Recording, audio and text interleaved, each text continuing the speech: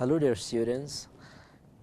After introducing you to modernism and modernist literature, the features and main trends and movements of the modern age, we are going to move with you to poetry of the 20th century. So today we will study two poets, Ted Hughes and A.E. Houseman, and we are going to study one poem by each.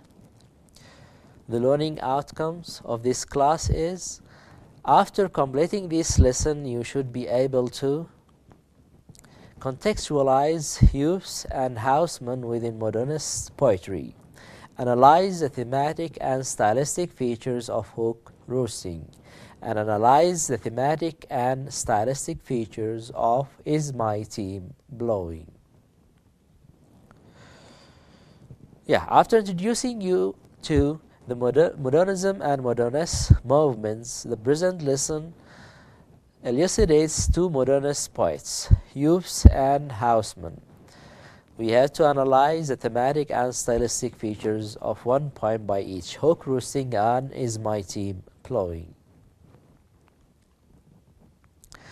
We will start with Ted Hughes. Ted Hughes is a modernist poet. He was born in the year 1930 and he died in the year 1998. He was born near Halifax, West Yorkshire in 1930, and he went to Cambridge in the 1950s, where he read English literature, anthropology and archaeology. After university, he had various jobs, including working in a zoo.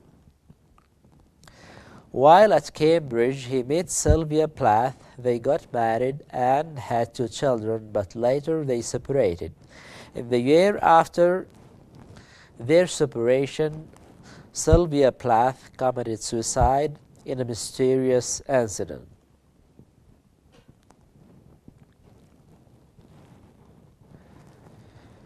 Hughes' next relationship was with Asia Weevil, who also committed suicide, gassing herself and her daughter in a manner similar to that of Plath. In 1984, Hughes became poet laureate and held the post until his death. He died in 1998, shortly after the publication of Birthday Letters, a collection of poems about his relationship with Sylvia Plath.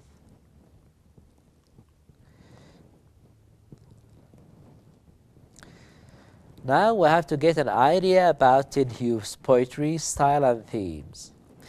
Ted Hughes is one of the important English poets in the 20th century. He is an innovator who had his own poetic voice and poetic technique of animal symbolism. His studies of nature and anthropology gave him a view of man as being both opposed by and containing the primitive forces of nature.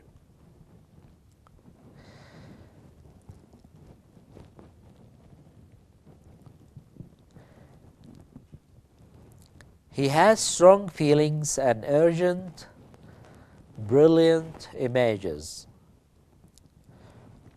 He has a concept about violent forces of nature, and there are bird and animal imageries in his poetry. He is deeply involved in the observation of the world of creatures, animal creatures. He stressed the instinctive animal side of human nature. He has an important influence on a group of younger poets in the 1960s. They are known as the Tribe of Ted Hughes.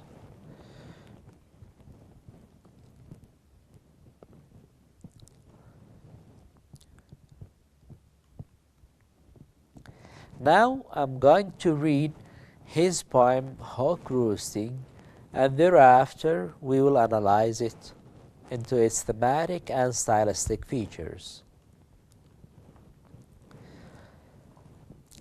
I sit in the top of the wood, my eyes closed, in action, no falsifying dream between my hooked head and hooked feet, or in sleep rehearse perfect skills, or in sleep rehearse perfect kills and eat. The convenience of the high trees, the earth's buoyancy and the sun's ray are of advantage to me, and the earth's face upward for my inspection.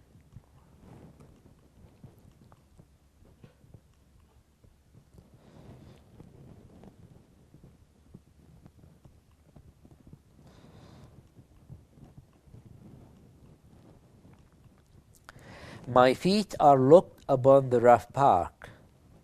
It took the whole of creation to produce my foot, my each feather. Now I hold creation in my foot, or fly up and revolve it all slowly. I kill where I please because it's all mine. There is no sophistry in my body. My manners are tearing off heads.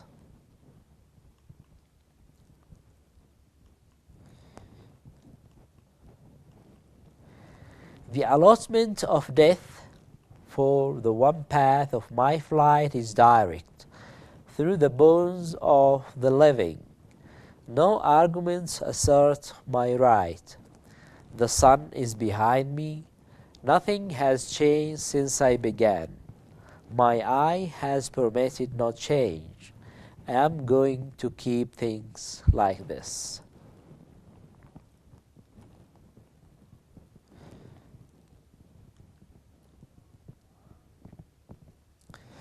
Before analyzing the poem, you have got to answer the quiz, imagery and pronounce on the poem. You have to find the attached file named Quiz 1.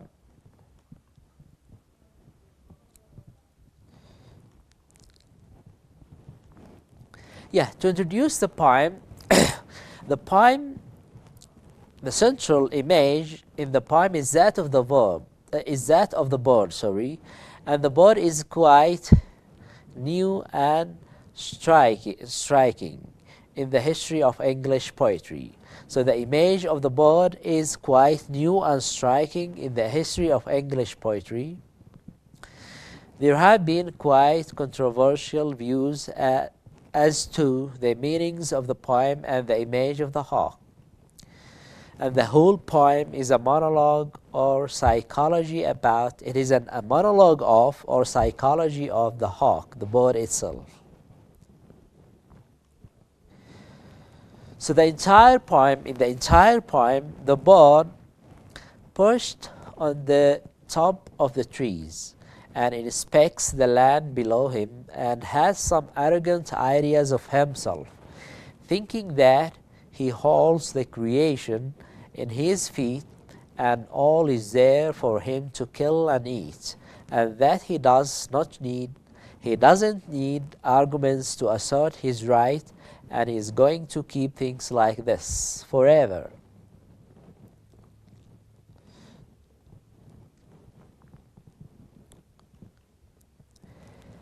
Now the image of the hawk.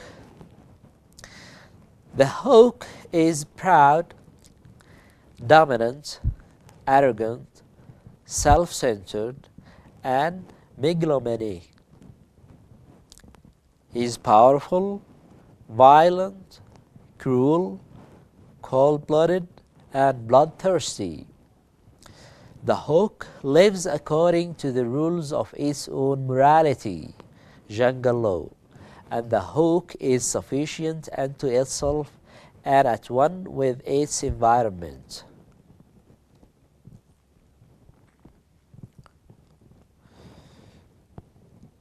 Symbolism of the hawk. The hawk is a symbol of dictator. Is a symbol of dictator. It is a symbol of the violent force of nature. And nature here is different from the nature in Wordsworth poetry. Why? Because in Wordsworth poetry, nature is organic, whole, and in harmony with the man, while here it is not organic, and it seems to be separate and in contradiction with the human world. Nature looks violent because man has done violence to it.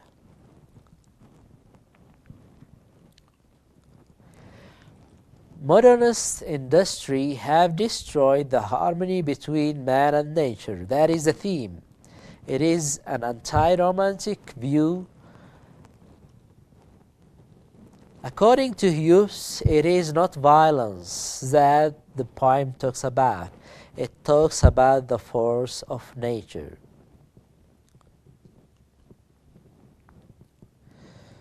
How about the title and the character of the hook? C. The poem is entitled Hook Roosting, not Roosting Hook. Why? Because the former emphasizes action, whereas the latter emphasizes the hook itself. So, if it was entitled Roosting Hook, then the light will be cast on what? On the movement itself, on the action of the hook, while here the poet wants to emphasize the hook itself, the bird. It suggests that action in inaction, and movement in stability, and motion in motionlessness. Even if the hawk seems to be doing nothing in its sleep, it is indulged in killing and in violence.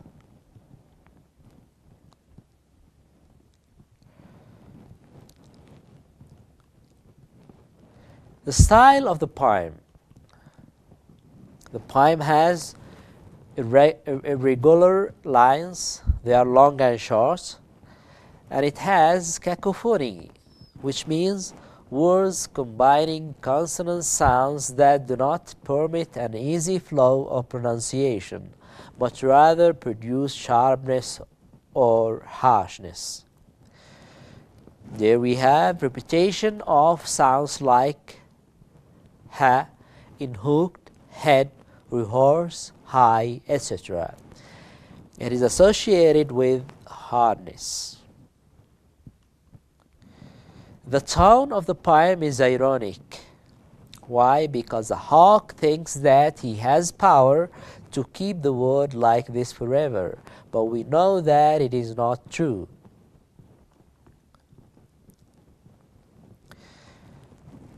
Now we have to study the image of the hook as viewed in literary tradition. That means in terms of intertextuality, which is a feature of the 20th century and modernist movement. We have to compare this poem with another poem about eagle, the predatory birds. Here the eagle was written by the Victorian poet Alfred Lord Tennyson.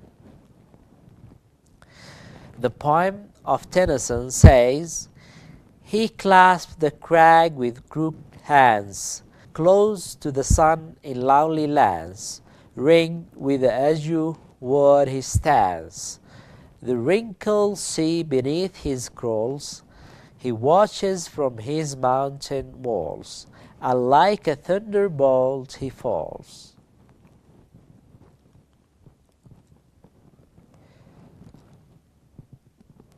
Now, comparing the two poems, we will find how one of the poems, that is the eagle, represents a positive view of nature as harmonious with human world, while the hawk roosting stands in opposite to the eagle. It views the bird as violent and as against the human world.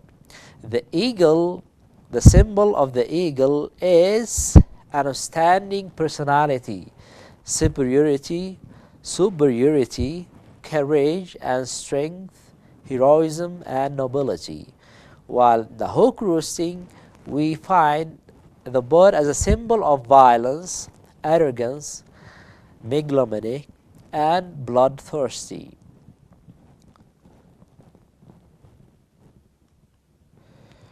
So now we have to find how the change of the hawk image can be located in intertextuality as a feature of the 20th century. C. The change of the hawk image in literary history suggests the change from the romantic view of nature to the modern view of nature. This also shows that we get the meaning not just from one poem, but from the context of the whole literary tradition. This is intertextuality. Intertextuality means the various relationships that a given text may have with other texts. These intertextual relationships include anagram, allusion, adaptation, translation, parody, pastiche, imitation, and other kinds of transformation.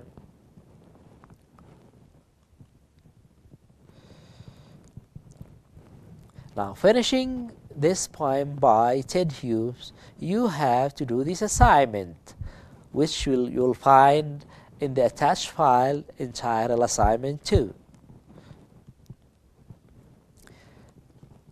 Now we have to move to A.E. Houseman and his poem Is My Team Blowing?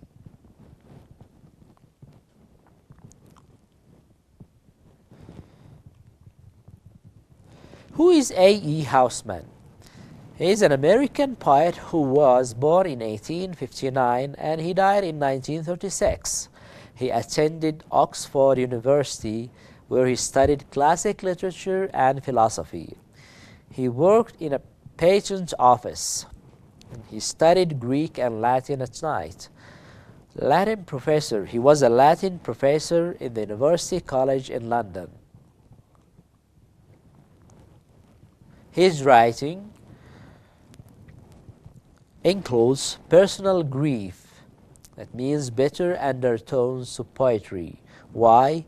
Because his mother died when he was 12 and he had unrequited love.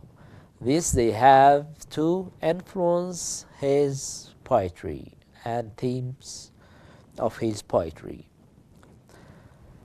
He has a romantic, melancholy writing with pessimistic tone. His goal was to transfuse emotion. That means poetry should affect a reader like a shiver down the spine or a punch in the stomach.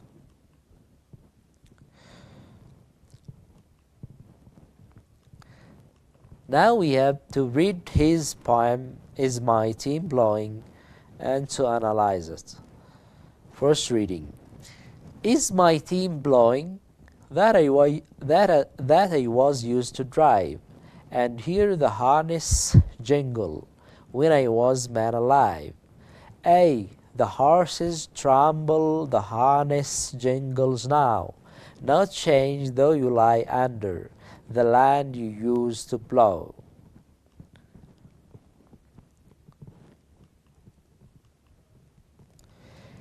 Is football playing along the river shore, with lads to chase the leather?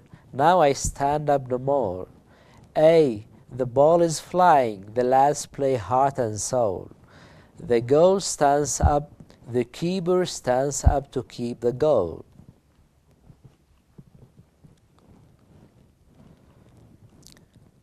Is my girl happy that I thought hard to leave? And has she tired of weeping as she lies down to Eve? Ay, she lies down lightly, she lies not down to weep. Your girl is well contented, but still my laden sleep.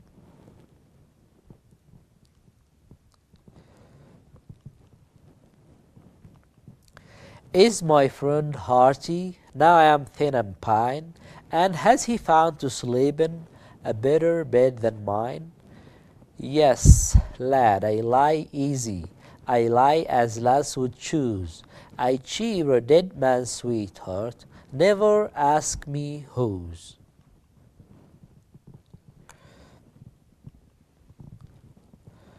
To warm up, you have to answer these questions. Who is the speaker throughout the poem?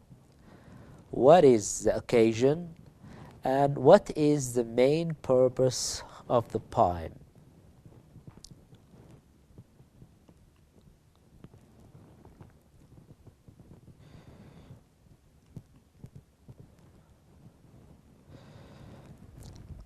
Now we have to analyze the poem. Actually, the poem answers the question, what happens to us after we die?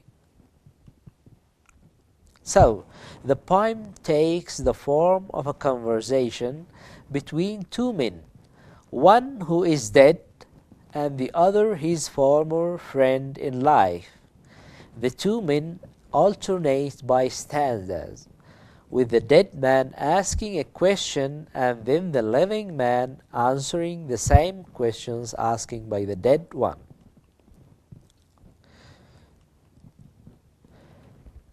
So, the dead man always speaks inside quotation marks and refers to himself in the first person, while the living man does not use quotation marks and refers to the dead man in the second person.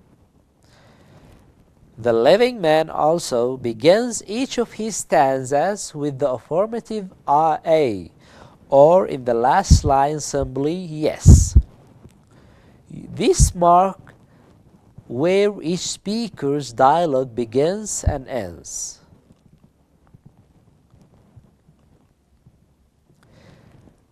The text of the poem uses a simple rhyming scheme. It's A, B, C, B, which emphasizes the conversational tone. The poem and its diction are straightforward. The language is simple and direct, and the poem is composed in 8 quatrains. That means 8 stanzas. Each stanza is composed in 4 lines. So, you have been introduced in this lesson to Hughes and Houseman. They are 2 modernist poets, and you studied the thematic and stylistic features of hook roosting and the thematic and stylistic features of Is My Team Blowing? Now, doing that, you have to do the assignment in the attached file entitled Assignment 2. Thank you.